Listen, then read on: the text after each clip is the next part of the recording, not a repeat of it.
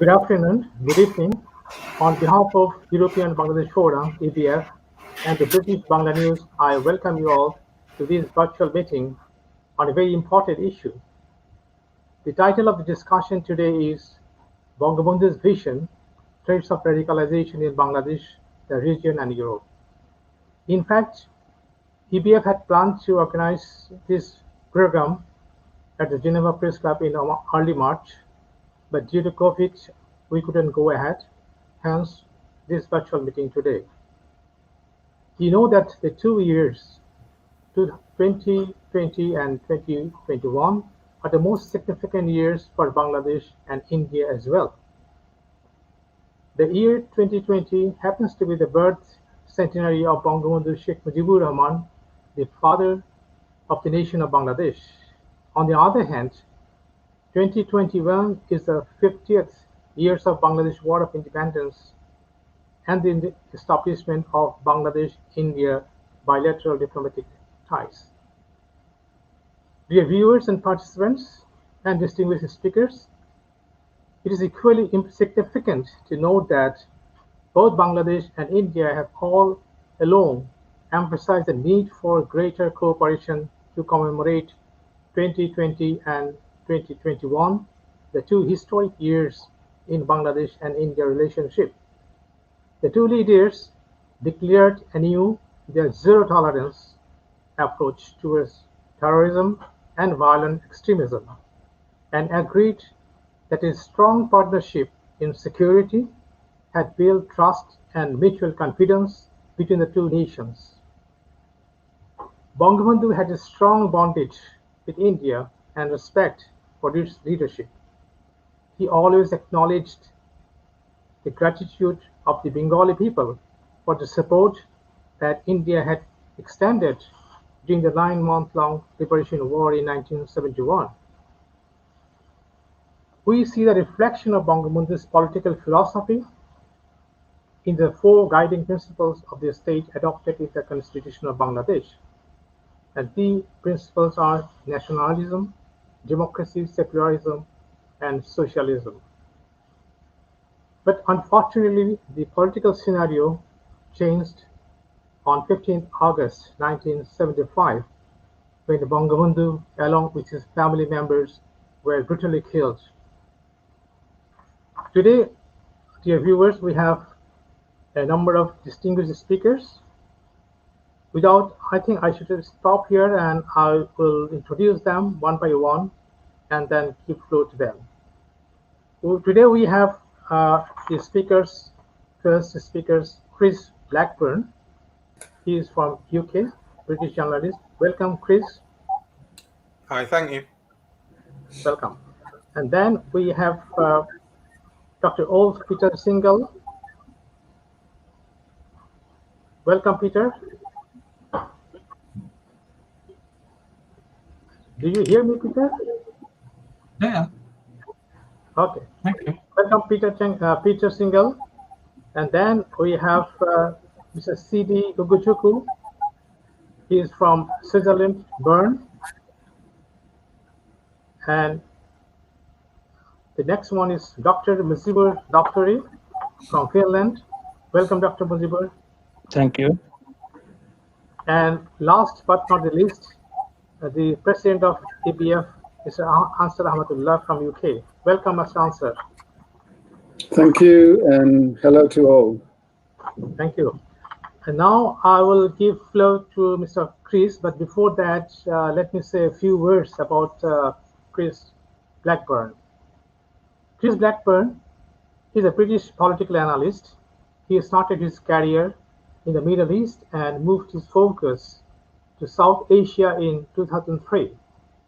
He helped set up the US National Intelligence Conference, an exposition, IntelCon, and the intelligence summits, both major conferences which were part of the 9/11 Commission's public outreach programs in 2005.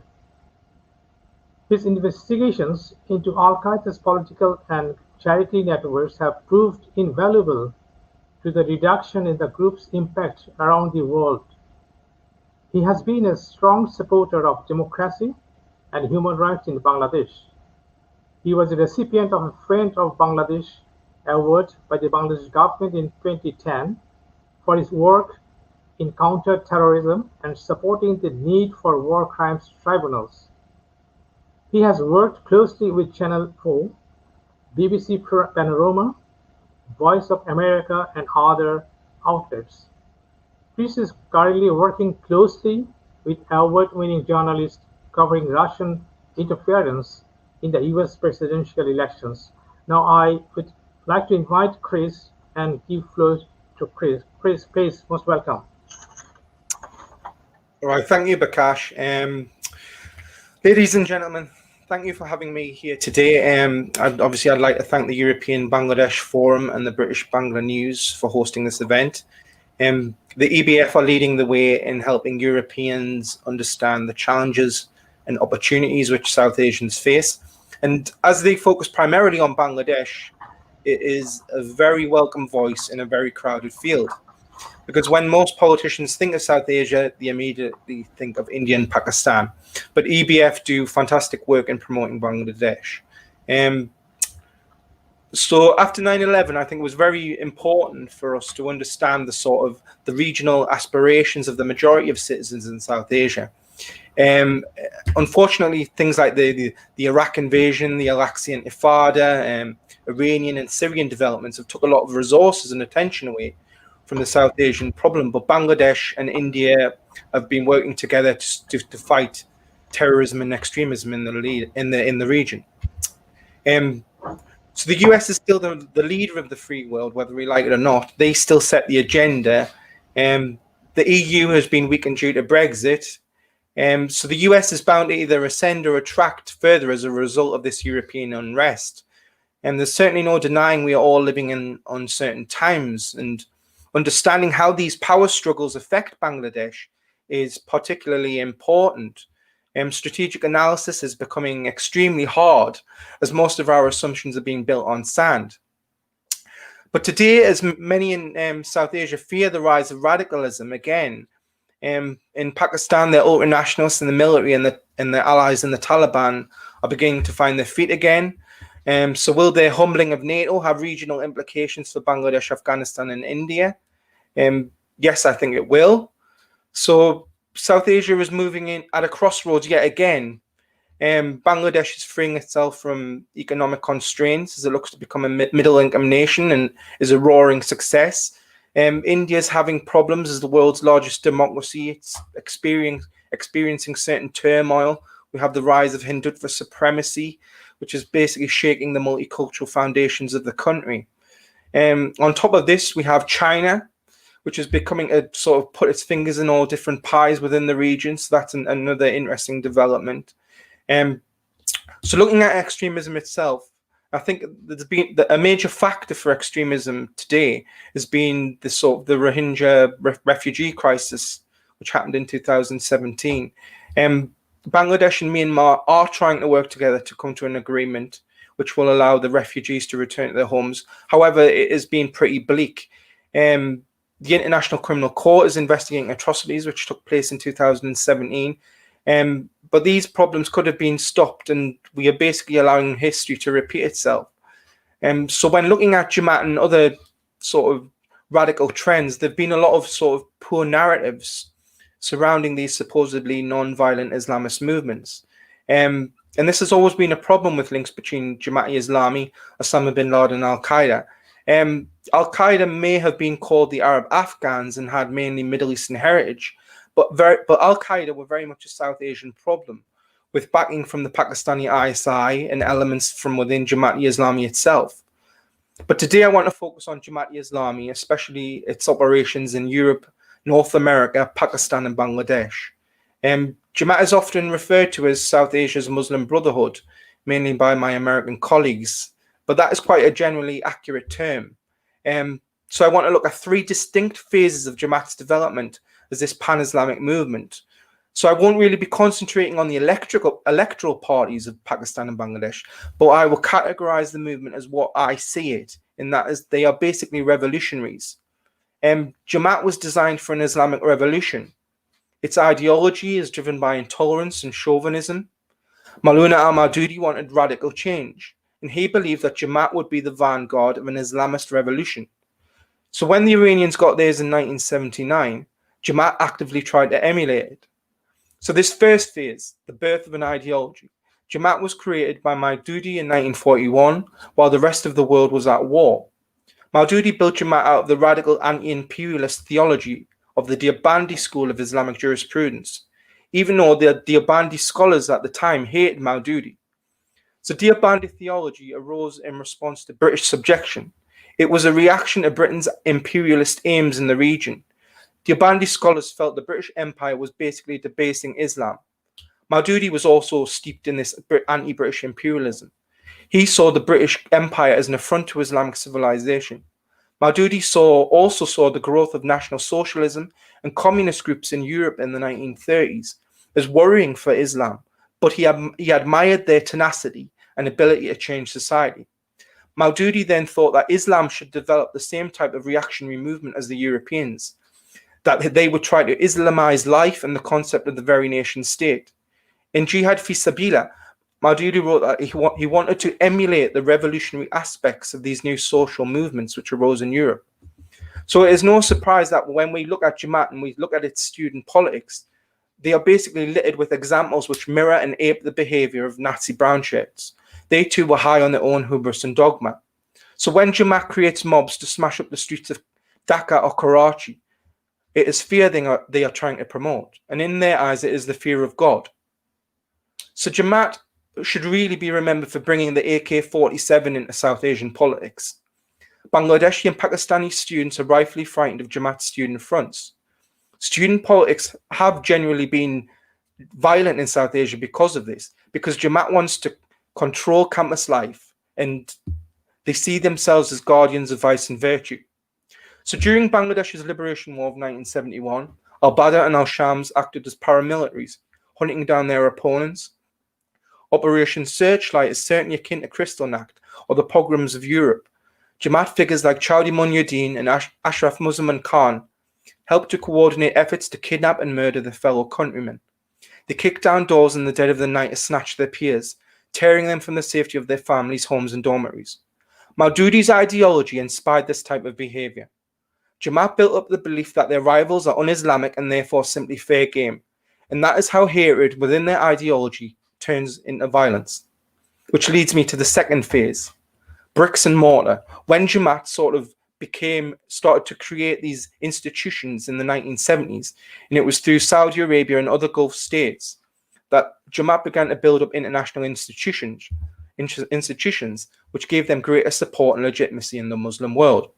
We had like the International Islamic Universities, the policy networks like the Islamic Foundation in the UK, and all these other groups like the UK Islamic Mission and the charity networks were all built at this time. And Jamaat basically became a force in the Islamic world because of their closeness to Gulf states and military despots. However, it did not enjoy real popular support in South Asia, but its activities were underwritten by the main power players in the Muslim world. In Pakistan, the dictator General Zia-ul-Haq used Jamaat-e-Islami as an ideological and political vanguard to legitimize his rule. Jamaat politicians like Professor Khurshid Ahmed were brought into government where they tried to Islamize Pakistan's economy and civic life. So Jamaat is basically South Asia's premier fundamentalist organization, a supporter of jihad, a financier of radical thought. It is an organization which has undermined social cohesion in Europe and North America. Western governments generally want their Muslim populations and other minority groups to feel included. Jamaat has actively tried to stop it. The Islamic Foundation in the UK was promoted by British and Saudi royalty, despite it translating Maududi's work into English, which called for the overthrow and dismantlement of Western democracy.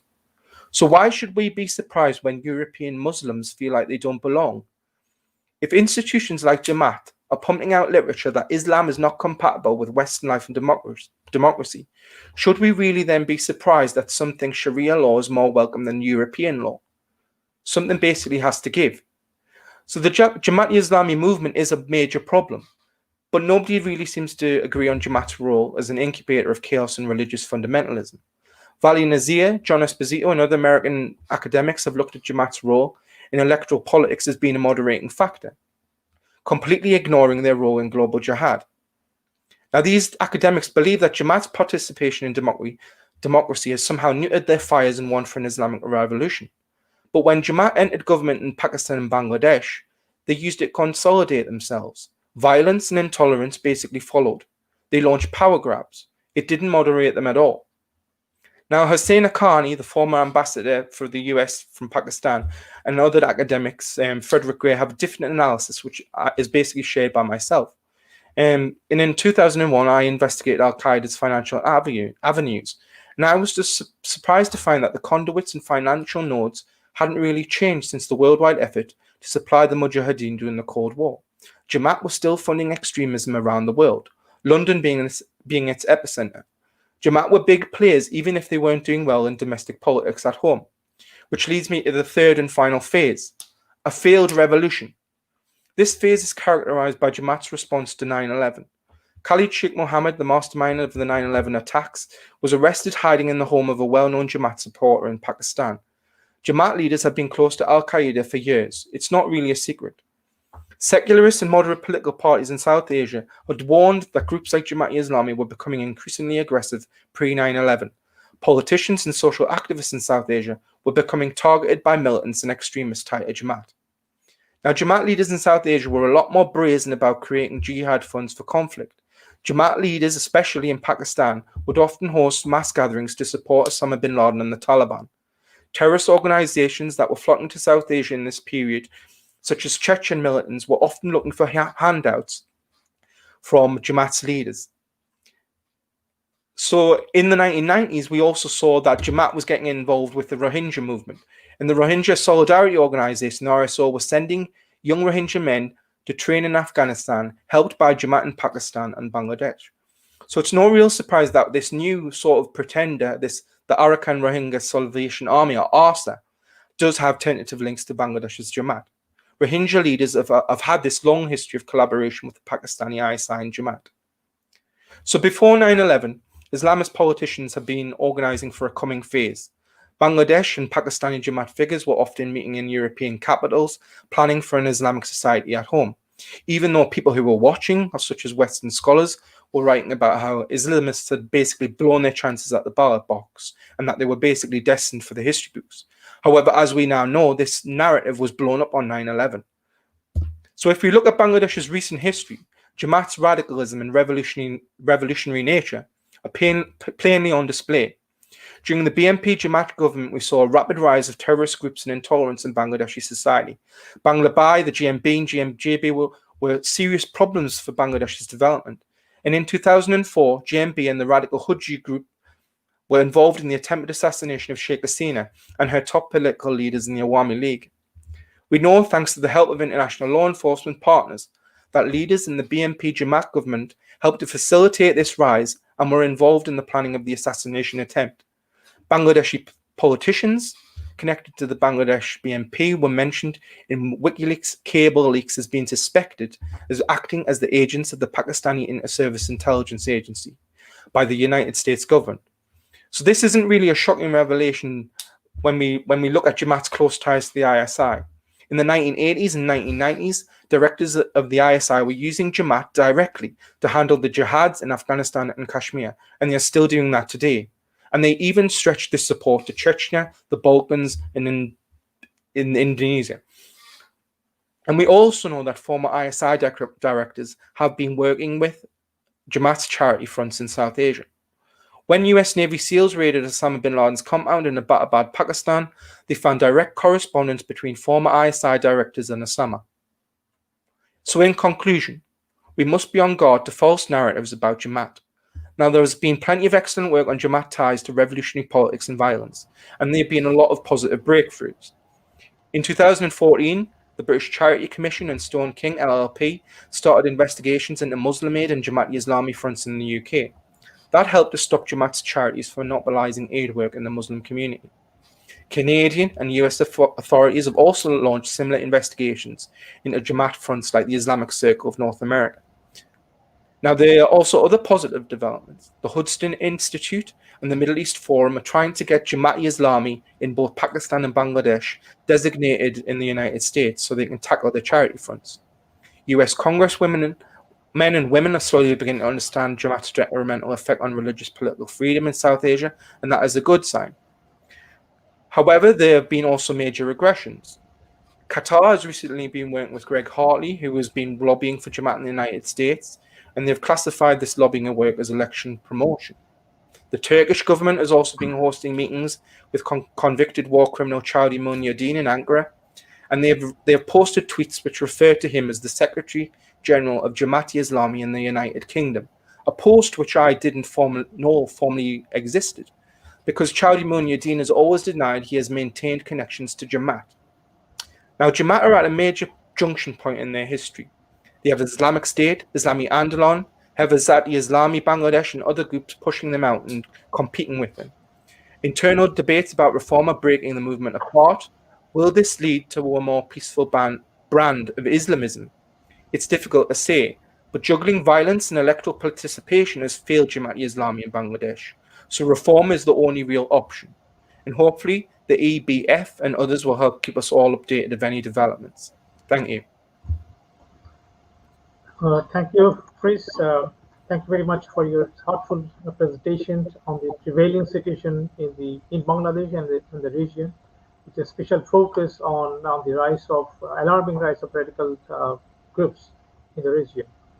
And now we'll go to the next speaker. If I may invite Mr. C.D. Ugochukwu.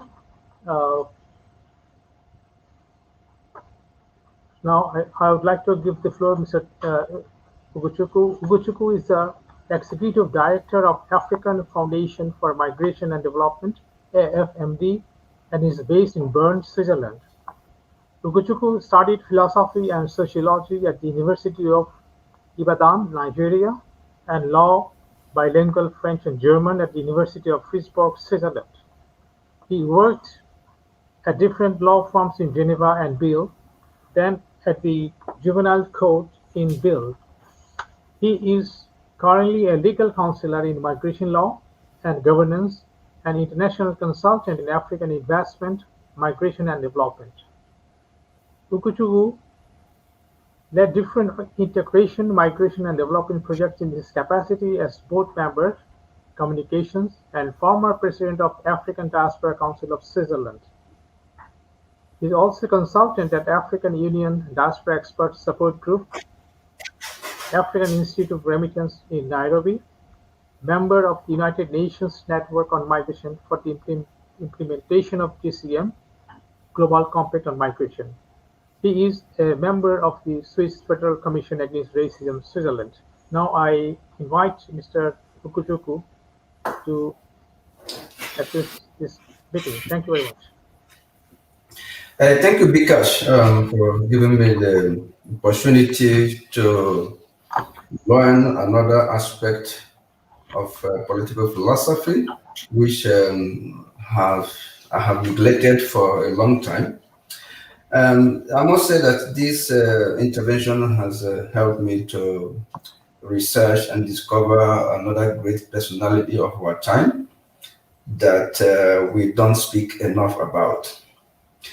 I would like to start my contribution by quoting this distinguished fellow, Mr. Ronak Yahan, that started his treatise on the political philosophy of Bangabandhu with a serious quote which has marked me throughout my little research. And it starts like this: whenever I think of Bangabandhu, which is the friend of Bengal, I first remember those exciting and memorable days of March 1971.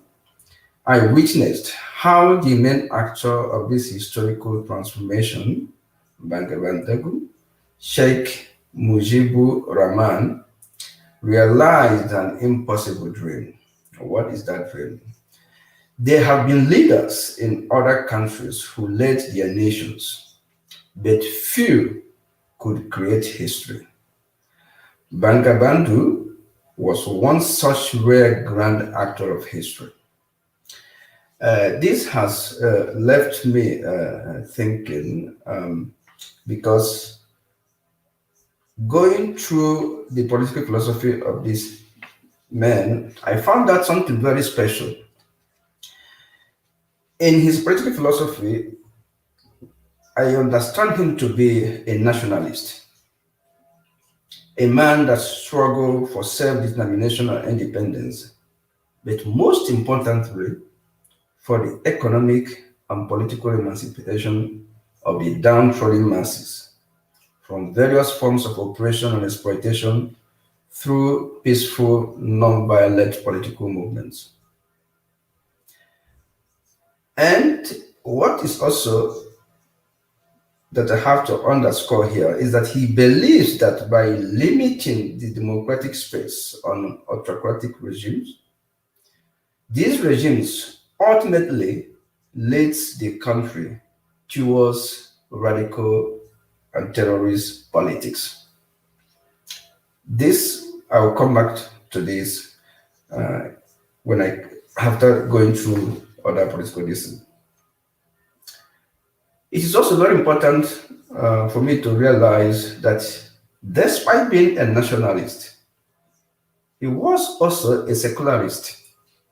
Secularism was also part of his philosophy, a non-communalism and beliefs on equal rights. He was a Muslim, but he went to extra miles during some conflicts in the time of Pakistan and India to save not only Muslims who were involved in the conflicts. He took extra miles to even go ahead to touch the Hindus because he believes in the sanctity of life. He believed that whatever your religion is, we could all live together. And this is something special for a nationalist in the way we understand it today. He was also a socialist, somebody that believes in equality, freedom for exploitation and oppression. And above all, he was a man of the people. He's somebody, when I first look at this name, Bangabandhu, I went further again to research on it. And eventually, it dawned on me that this name was actually given to him by his people, which means a friend of the Bengal. And that underscores his people-oriented policies, the politics of living and working with the people. As a nationalist that fought for the external aggression independence, he was against the British rule. And what surprises many people is that after fighting for the British rule, he still went back to say, no, yes, we have an independence after the British, but the people are yet not enjoying what we fought for. He said, we fought for the people, but unfortunately, it has gone into the hand of the establishment. That means we still need to go an extra mile, because what we were looking for was not to get an independence for being independent's sake. We want a country that will benefit the people. And that took him to also go further to look for the Bengalis' independence. Now, I wish to go back now to what I started before in his philosophical aspect of nationalism, when I said that he believes that by limiting the democratic space, an autocratic regime ultimately leads the country towards terrorist politics. He has left us for about 43 years now, but I still find out that this particular area of his philosophy is still valid for us today. If we look at some countries where we have difficulties with some sort of radicalism, terrorism, there is always an element of the regime of those countries trying in one way or the other to limit this political space of the people. And when it becomes impossible for the people in a democracy or in a country that's supposed to be a democracy, because we have many countries that preach democracy, but the practice is something else, then it leads the people to look for other ways of expression. And ultimately, because those ways of expression, the democratic space has not been given to them to express themselves in a way and manner that is legal, the expression eventually goes into different ways, which might not be according to the legal democratic process that we know.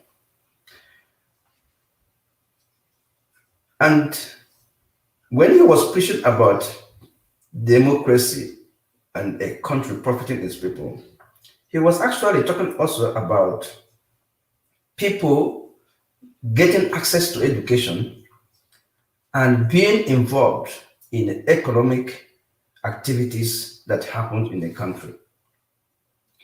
When the youth lack adequate education, adequate knowledge, and especially when there is little or no economic perspectives, there is little chance left that they will not get involved in things that might lead them to be radical or to even go to the experiment of being terrorism.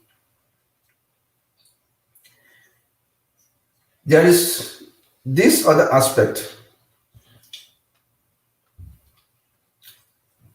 When we talk about economics, we see that in most countries, or almost all over the world, the economy always is associated with the politics. Whoever that dominates the economy has impact in the politics of the country. So that means that when the youth are being disengaged from playing a role in the economic life of a country, inevitably, they also don't play any role in the political aspect of the country. And these are the issues that make a lot of youths to go into these areas that usually are not part of our democracy. I also want to clarify an aspect, because today, whenever we talk about terrorism, radicalism, people tend to understand it immediately in the religious point of view. But I look at these terms as mere way of expressions in any situation whereby people are being dominated. There can be radicalism in the sense of not in a nationalistic movement, when people feel that their nation has not been taken into consideration. Or it can also be, depending on the country, a sort of an ethnic manifestation of oppression. When a particular ethnic group is being dominated and there's no way for them to express their own way of life, it could adequately lead such ethnic group, especially their youth, to move towards other means of expression, which in most cases might be undemocratic.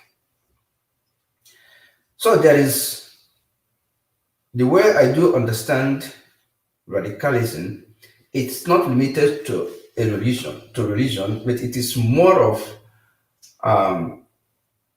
is a reaction of any group of people in a situation whereby the established order do not allow their own space to express themselves.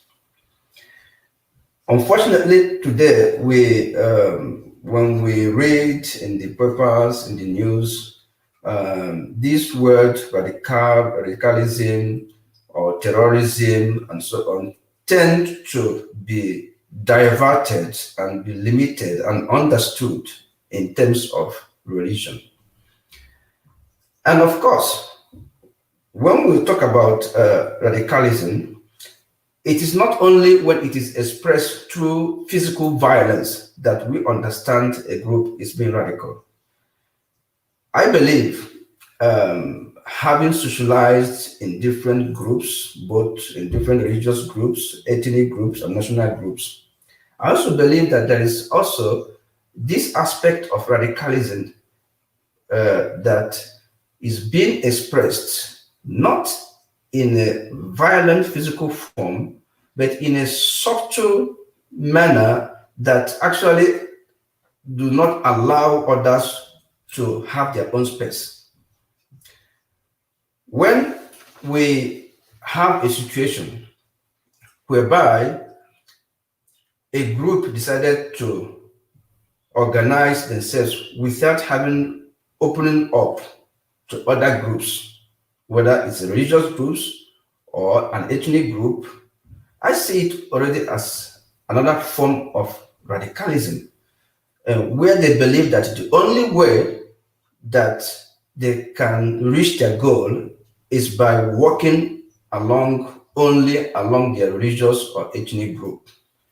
So, as far as I'm concerned, even when there is no form of physical violence being expressed, there is already a situation of movement towards radicalism. And that is why I believe that one of the ways that we can get through this is, first of all,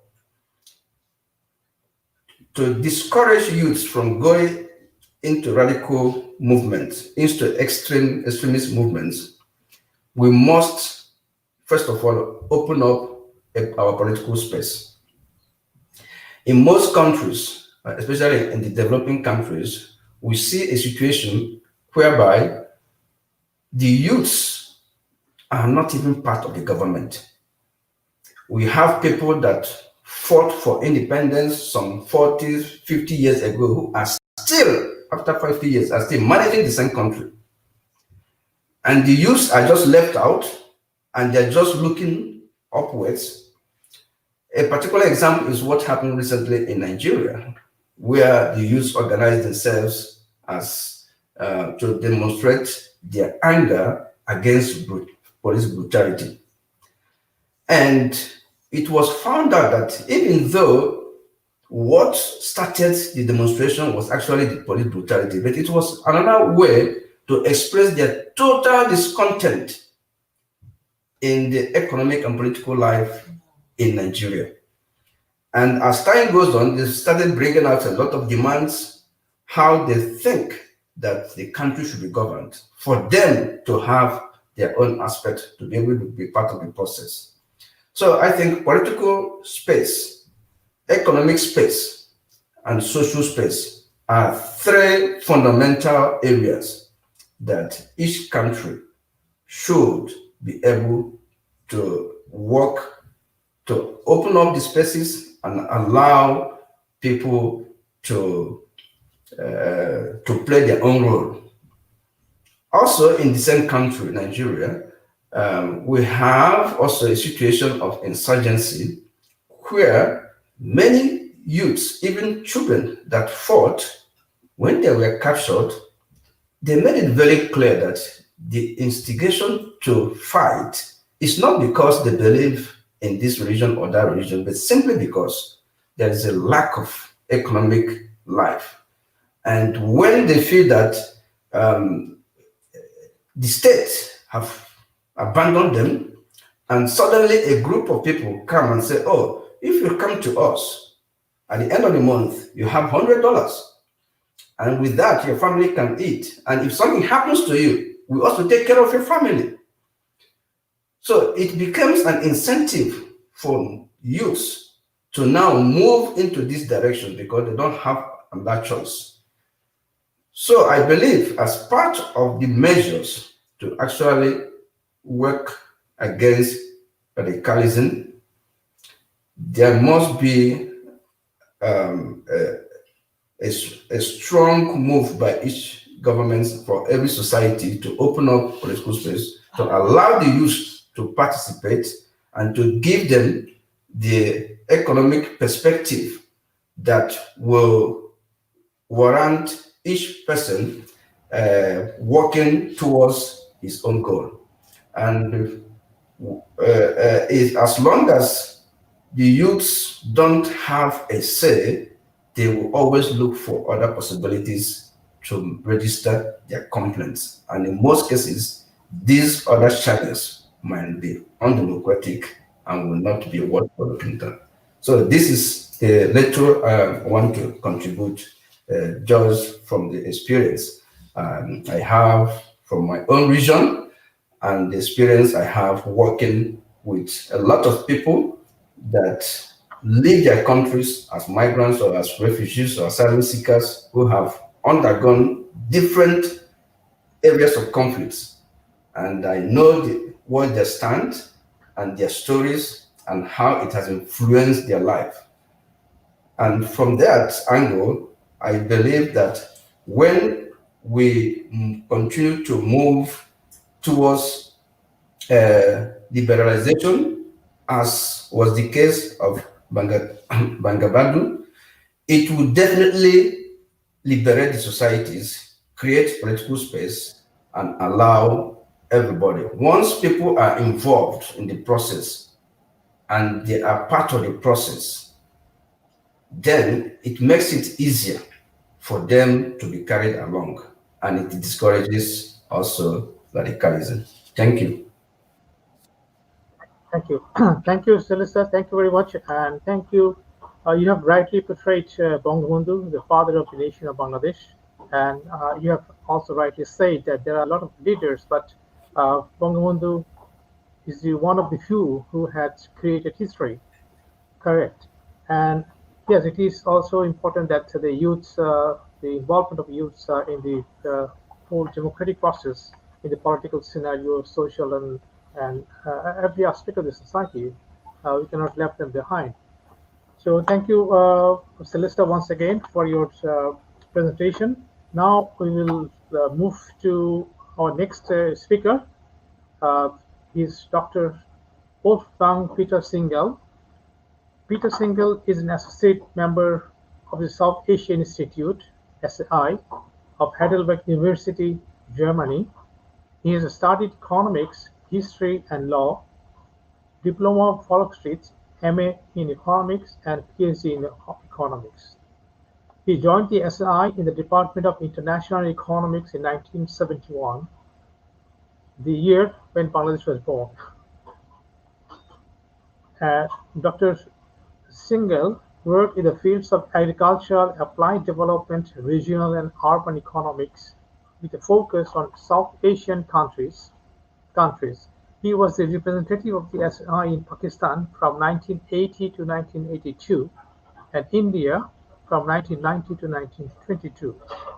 He was a visiting fellow at the Academy of International Studies, Jamia Millia Islamia, New Delhi, from 2014 to 15.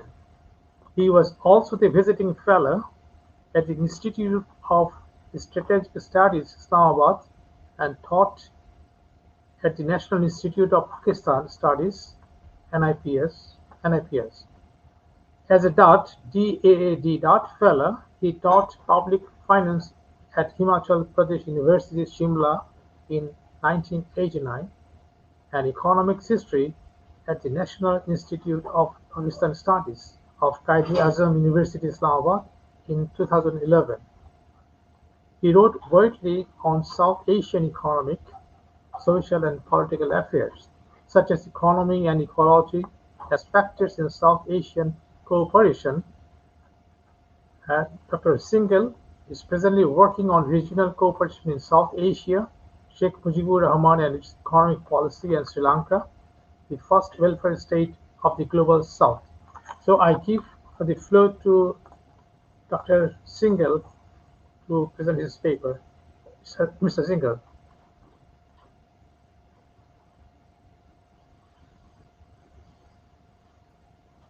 So thank you, Bikash, for the lengthy introduction.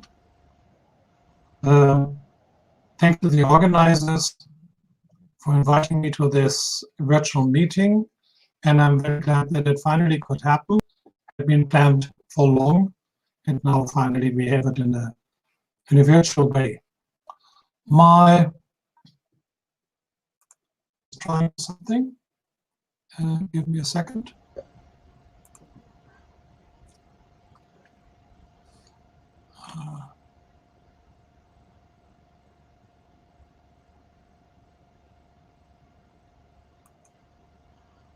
Yep. So sorry, it's the first time I work with StreamYard.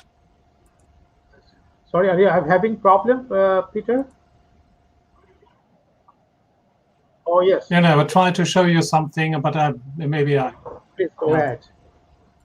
But because I'm working first time with this one. No, not a good idea. I better leave it. Okay. My topic is nationalism, socialism, democracy, and secularism, Sheikh Mujibur Rahman and his founding principles of a free and secular Bangladesh. And I hope I can make it in 15 minutes. I'd hope to show you also the text on the screen, which I'm too stupid to do. On 17th of this year, Bangladesh celebrated the 100th birthday of the father of the nation, Sheikh Mujibur Rahman, the Bangabandhu, the friend of Bengal. He fought for a realization of the state for the Muslims of India, Pakistan, later for autonomy, and finally for independence for the land of the Bengalis. As we know, he spent the time of liberation war in a prison in Pakistan, became the first president and prime minister. 3.5 years later, he was murdered in a coup d'etat.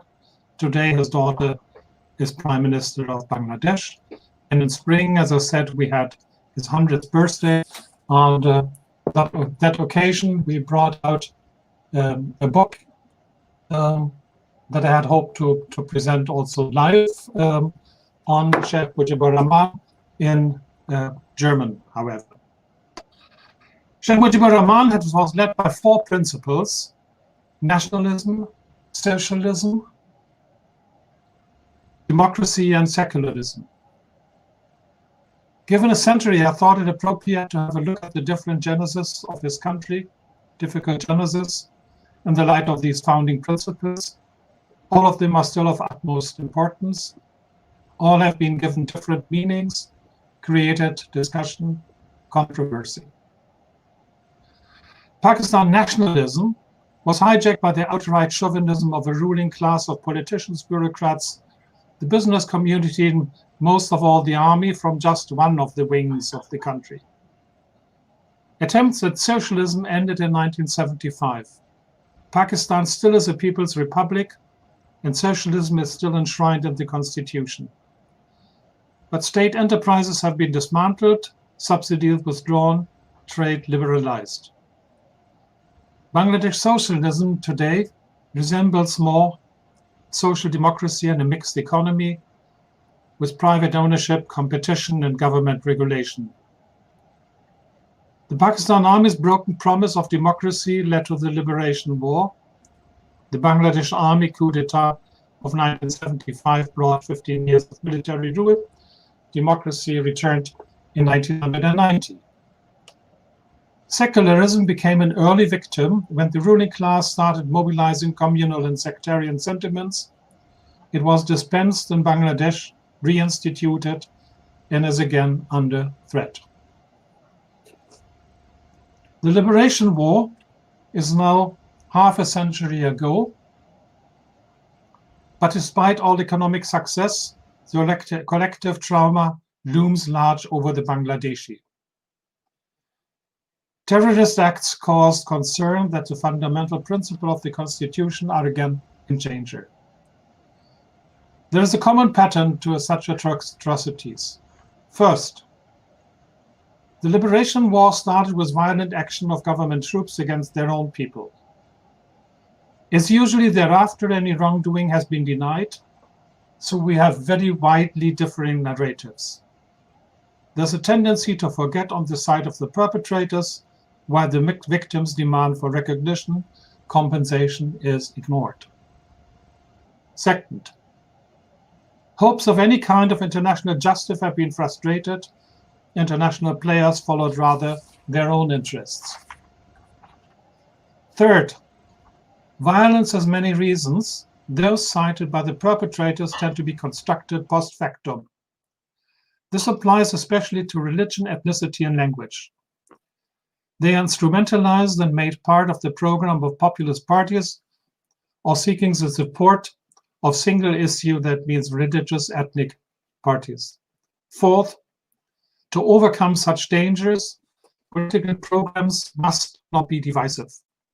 Fifth, there is always the danger that victims turn into perpetrators and the other way around, weakening their legal and even more their moral position. Accordingly, there are many reasons why we need a secular government. Secular comes from Latin, seculum, and originally means a long span of time, later described separate from religion. The term has its root in the European Enlightenment and cannot easily be translated.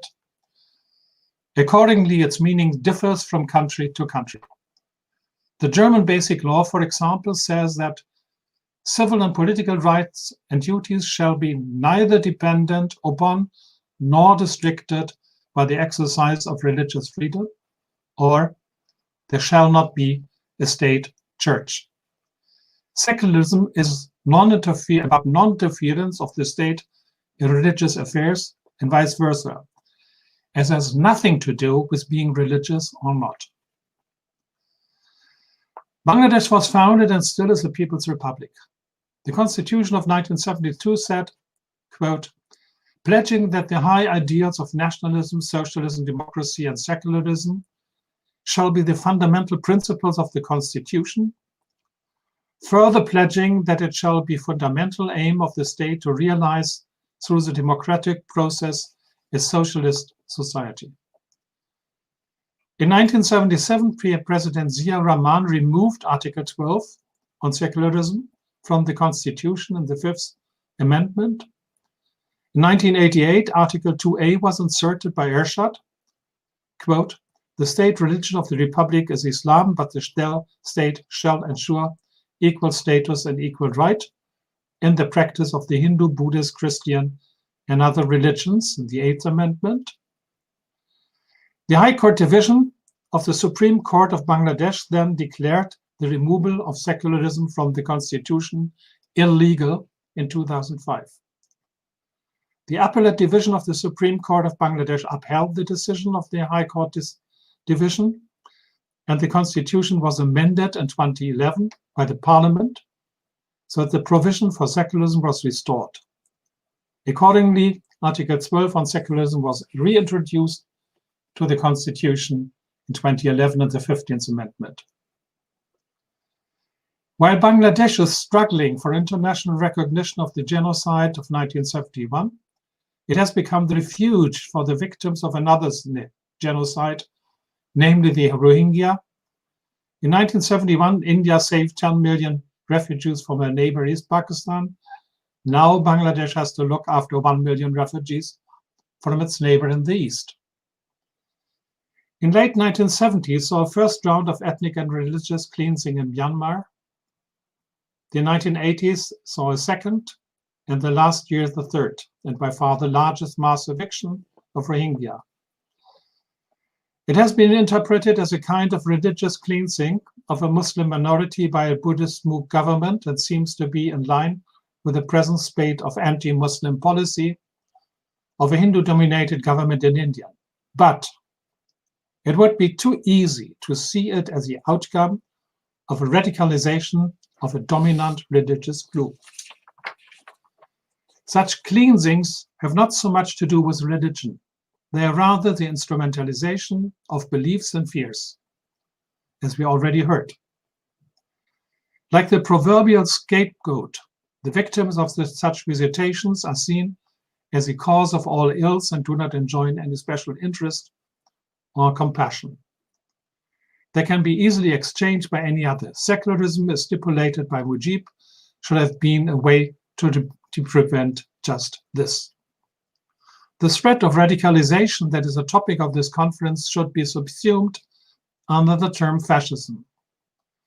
Of course, one should be careful to use the word, but if we follow Umberto Eco, the Italian philosopher and writer, Most general properties of fascist ideology apply increasingly to South Asian politics.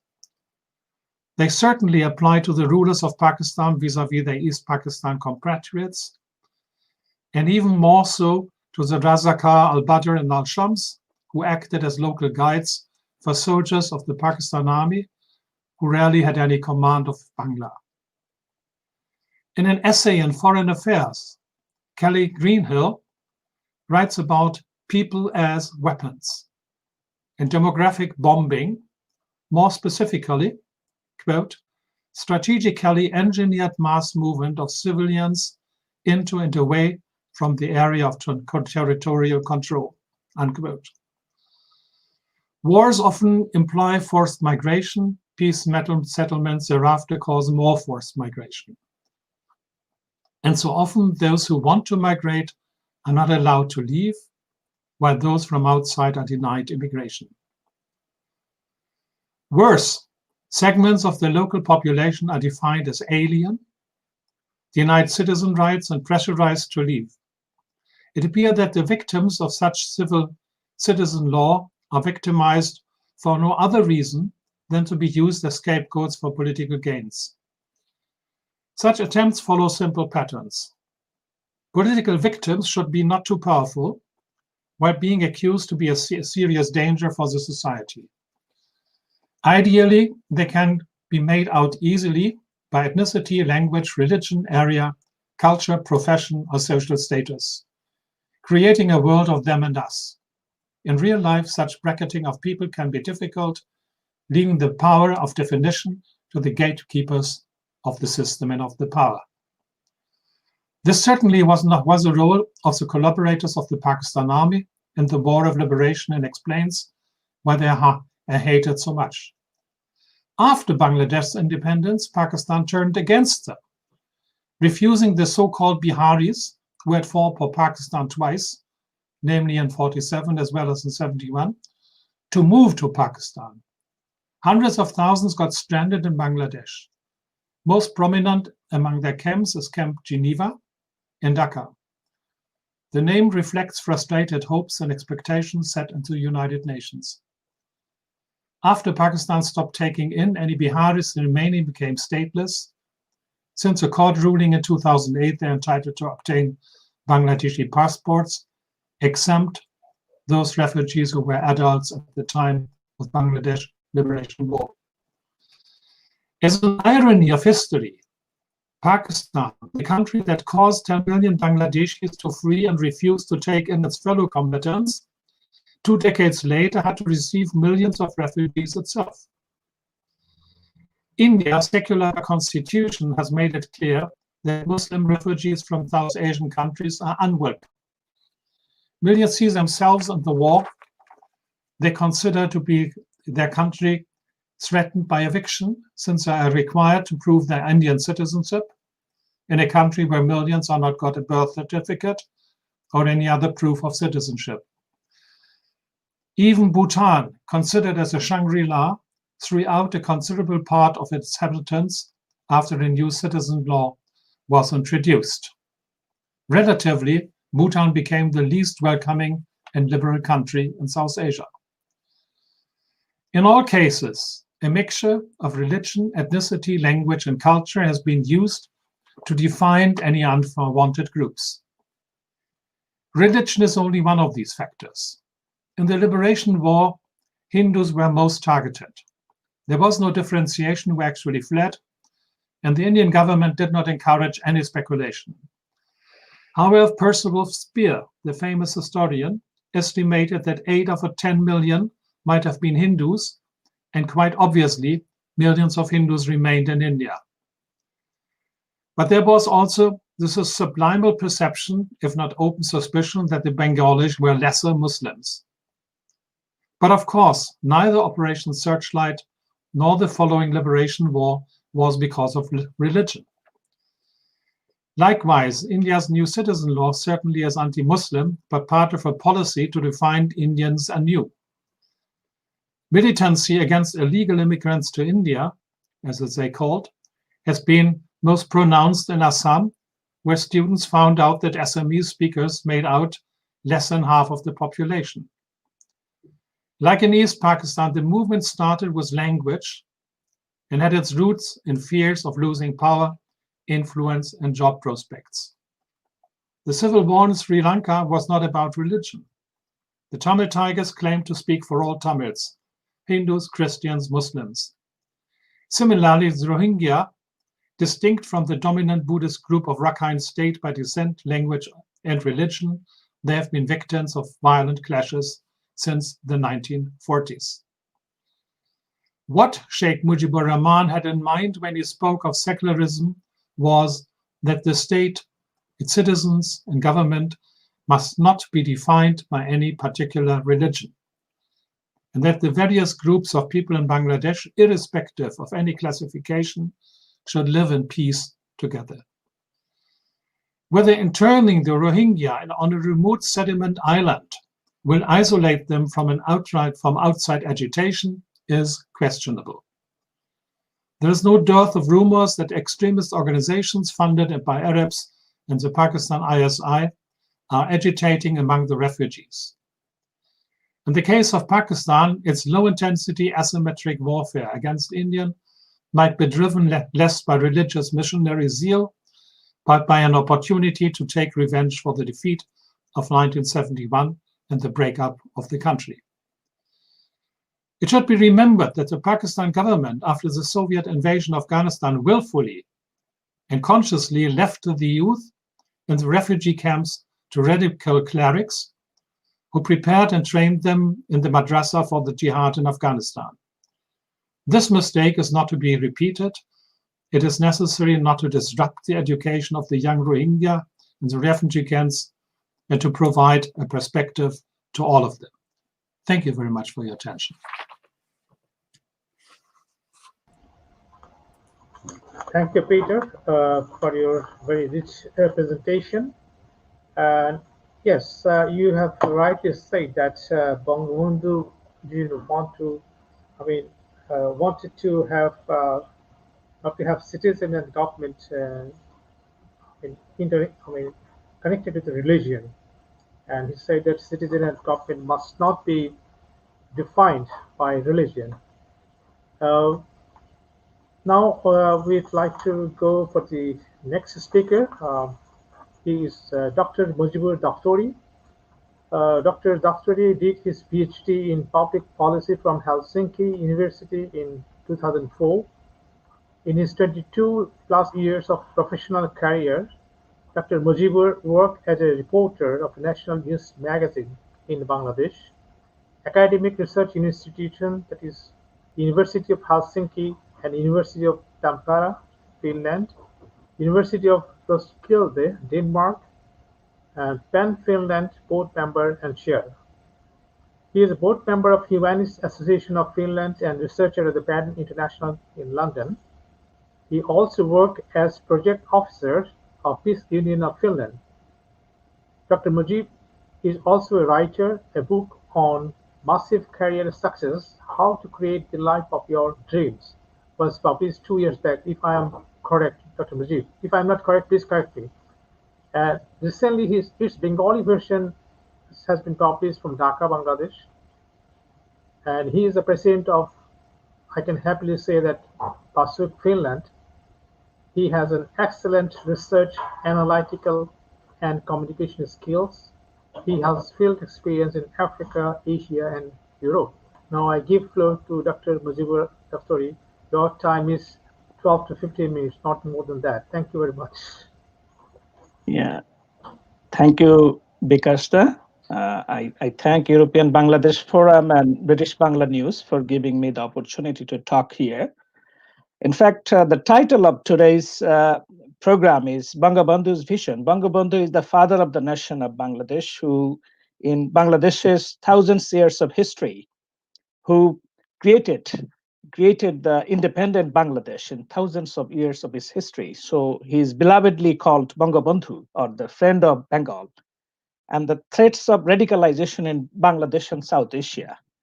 This is a very timely arrangement because in Bangladesh we are facing so many problems from fundamentalist and radical Islamist challenge nowadays. So I think that before I discuss this issue and come to conclusion, I will show the historical and cultural background, how Bangladesh has evolved as it has evolved. The Bangladesh was part of India and later Pakistan, and now independent Bangladesh, independence since 1971. But this transformation of Bangladesh, changing identity 3 different times, has its pains. It was not without pain. For example, the ruling class of Pakistan or the Indian Muslims who ruled or made the main slogans for Muslims. It comes from Uttar Pradesh or India United Province, where Muslims are 14% of the population there. And it is the nucleus of regressive ideals, including the demand for Pakistan. So people say that Pakistan was a Muslim demand. That's not quite right. It was the place, it was the demand for the Muslims, these elitist Muslims who claim their ancestry outside South Asia. These are the main people who tried to force this kind of identity, which is alien to the South Asian Muslims. For example, in Punjab or Bengal or present-day Bangladesh.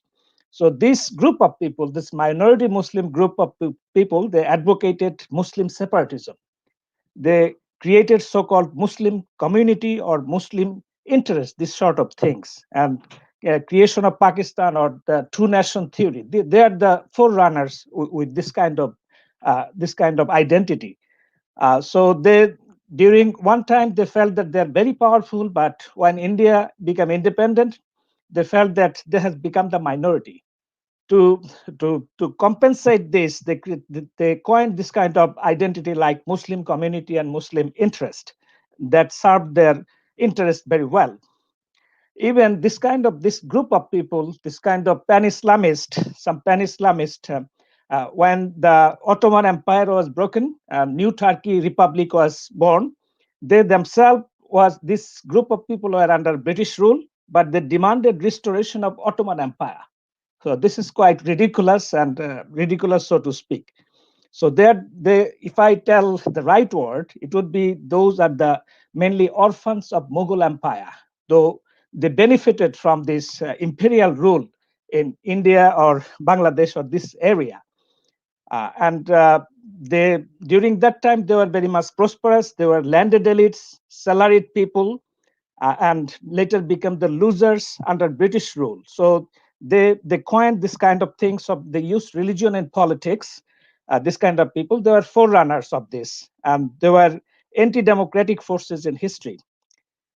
Those who had used religion to give legitimacy to foreign rule in India for over centuries, for many, many centuries, and depriving locals of economic, linguistic, and cultural rights. So it didn't come one day, but it is a historical process. But when specialists, researchers try to say the culture about South Asia, they often forget to identify this group of people. But Bangabandhu, Sheikh Mojibur Rahman, the father of the nation of Bangladesh, had to fight against this powerful force to establish a secular, democratic, and modern linguistic nation state for Bengalis.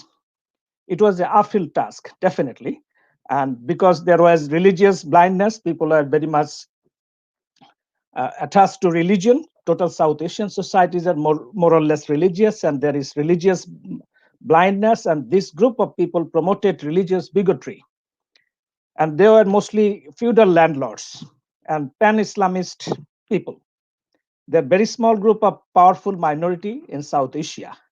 They were against this background. Bangabandhu Sheikh Mojibur Rahman was the first leader in thousands of years of history who challenged these people to establish an inclusive national identity encompassing of all religious creeds, cultures, caste, and other identities. That is equality for all, linguistic rights, and he fought for autonomy of Bengalis for the first time in history, and leading to independence war based on democratic principles in 1971.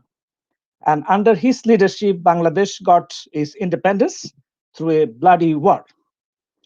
And during Pakistan period, Bangabandhu Sheikh Mujibur Rahman had to suffer all the suffering for representing Bengali interests, secular interest, and for a plural society. He was almost 12 years in jail during Pakistan and 10 years under close surveillance by the security forces.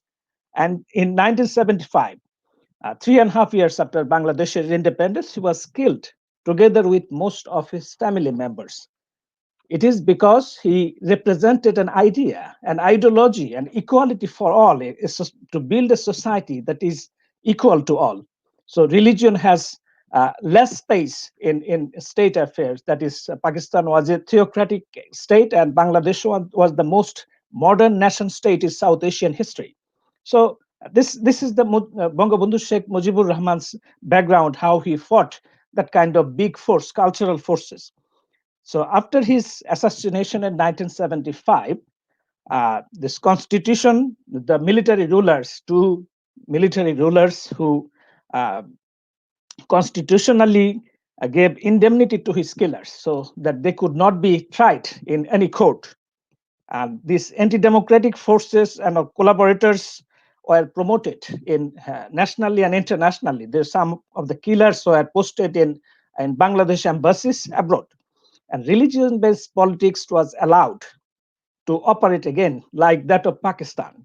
And madrasa or religion-based schools mushroomed all over the country since 1975 to 1990, 2000, and now. So under these two military rulers and their parties, and Bangabandhu Sheikh Mujibur Rahman's daughter, Prime Minister Sheikh Hasina, came to power in 1996 and stayed until 2001, and also again came in 2009 and continuing now. So after coming to power, she tried to take the control of the state, so to bring the killers of Bangabandhu to justice, and trial of local war criminals who collaborated with Pakistani army in committing genocide in 1971. And she's trying to take Bangladesh towards development. Bangladesh is far more better off than ever before, and in per capita income as well as in social development. But the killers of Bangabandhu, but this after 75, the policies of the military rulers who tried to make Bangladesh another Pakistan, they, as I mentioned, that they put religion-based politics in Bangladesh, and they increase mushrooming of religious education in Bangladesh. Those were the seeds sowed in post-75 period in Bangladesh. But now, those seeds are now poison trees which are challenging the whole Bangladesh now. Politics, economics, and everything is messed up. And with the help of this digital revolution, disinformation and hate speech of fundamentalist groups are amplified through social media. And because of that, Bangladesh is not only state politics, but also whole nation state itself is under threat by communal forces, by fundamentalist radical groups. Any researcher or expert of Bangladesh knows what is happening nowadays in Bangladesh. The secular government as well as secular state itself is under challenge. So, so how to address this issue? There are, I think, to fight radicalism in Bangladesh, we have two options. One is short-term option, and another is long-term option. Short-term option is law and order and institutions, and political consensus by various political forces. The long term would be the educational reform in Bangladesh to make education inclusive for all, bridging the gaps of different strands of education, including madrasa and skill development, citizenship education, then global citizenship education, and digital media literacy, so that to fight hate speech and disinformation in online sphere.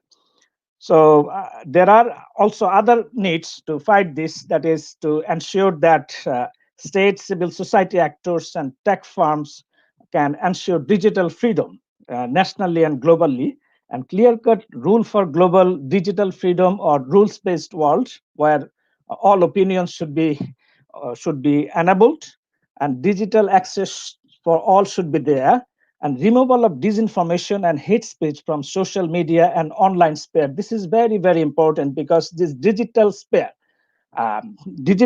social media, particularly YouTube preachers, religious preachers are preaching this in platforms and trying to brainwash non-suspecting Muslims in Bangladesh. So there is also need for national, regional, and global consensus to fight this menace before it is too late. I think it's time to act now. Thank you.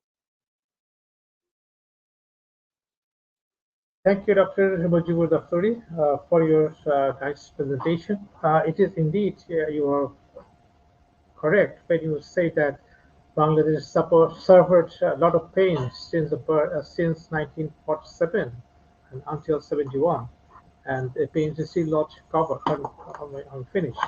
So we are, dear viewers and the participants, we are nearing completion, reaching to an end.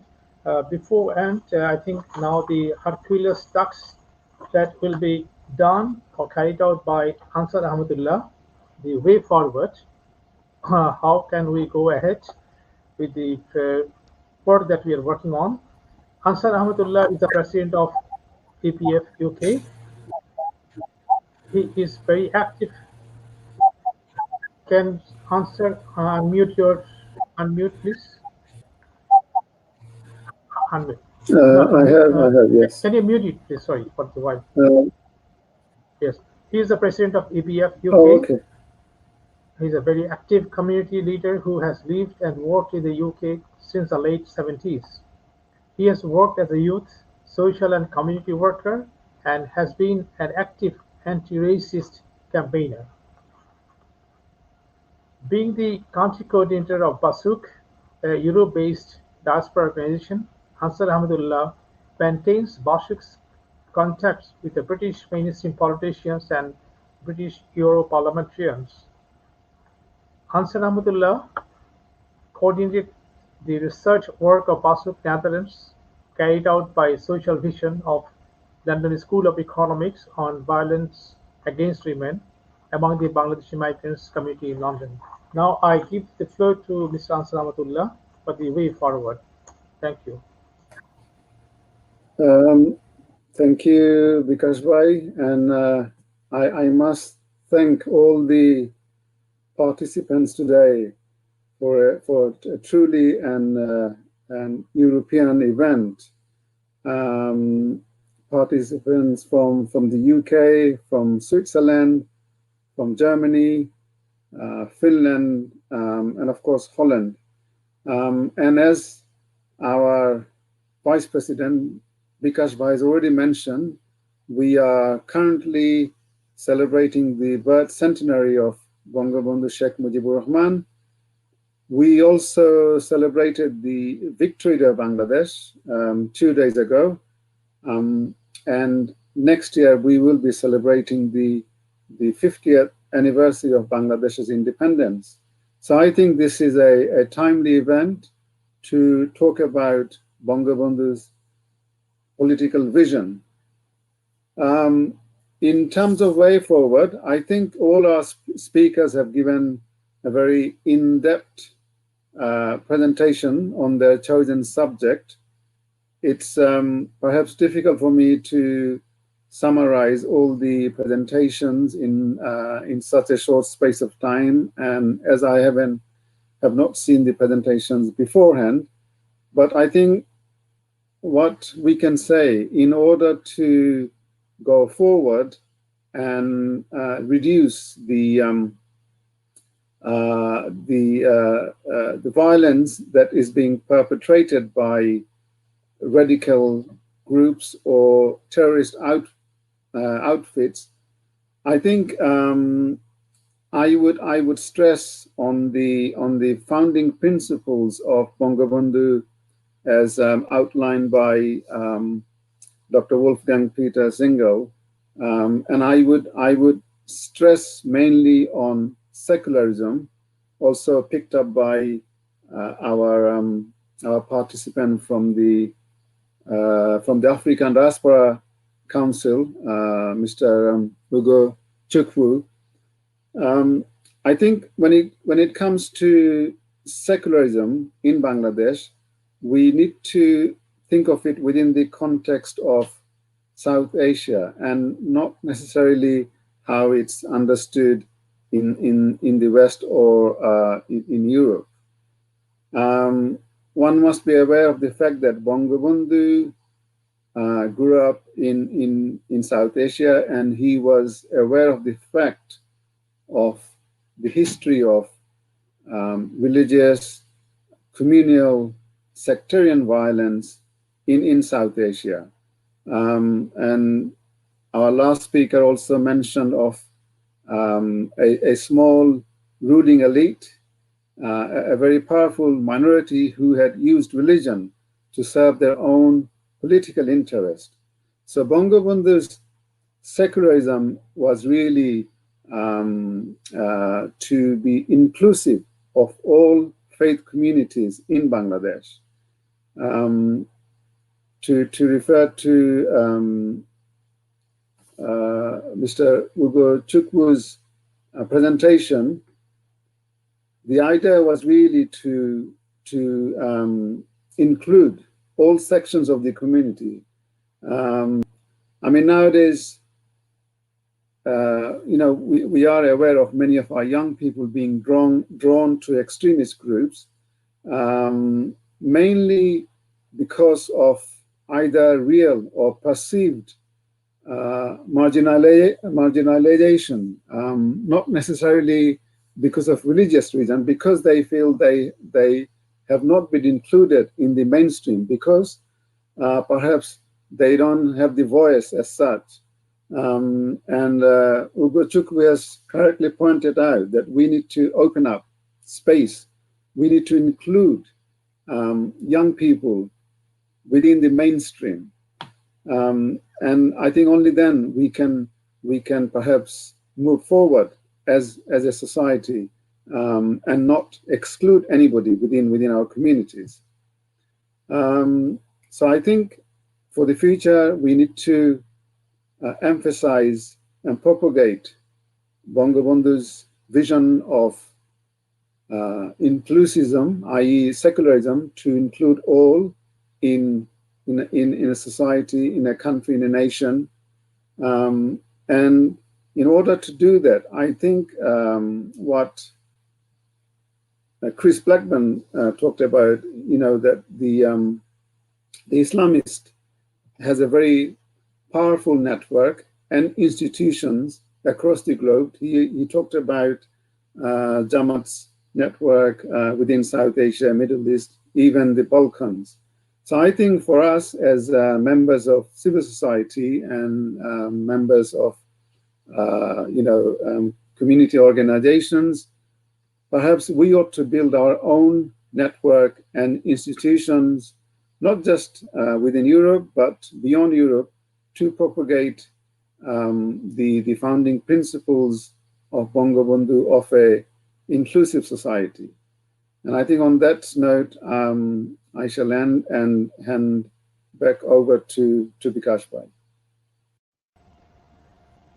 Thank you, Ansar Bhai, Ansar Ahmadullah, President of EBF. We have really had a very good discussion, very rich discussion. On behalf of EBF and British Bangla News Channel, give a special thanks to our distinguished speakers today. Especially, I should once again mention the names: Chris Blackburn, Dr. Old Peter Zingel, CD Ugochukwu, Dr. Mojibur Doftori, last but not least, Ansar Ahmadullah. So with this, I would like to also thank the British Bangla News channels for providing us this opportunity to hold this virtual meeting. So thank you, everybody. Thank you once again for everything. Bye. Goodbye. Thank you.